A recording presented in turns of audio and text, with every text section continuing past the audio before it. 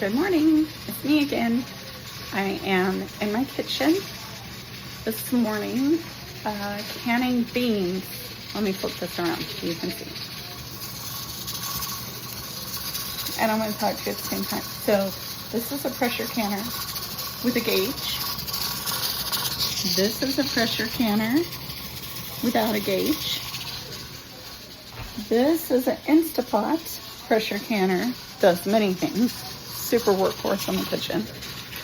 But I had a ton of dry beans in my pantry, and I still tend to buy canned beans because it's easier, but I already have beans, but it takes like 3 hours to cook them. Or I can use the Instapot and it'll still take an hour or so, depending on how many I'm cooking.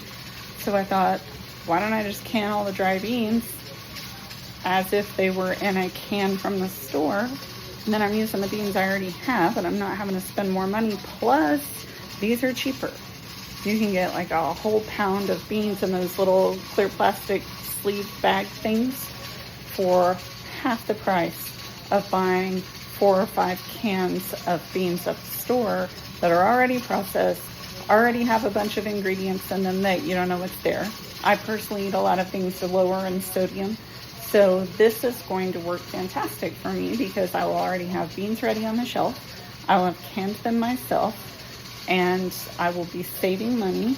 And this is only going to take an hour and a half tops, and I will have 8, 16, 20 pints between these 3 because I made them in pint jars. Each of my larger canners don't stack. I don't have the big ones that stack. That would be fantastic.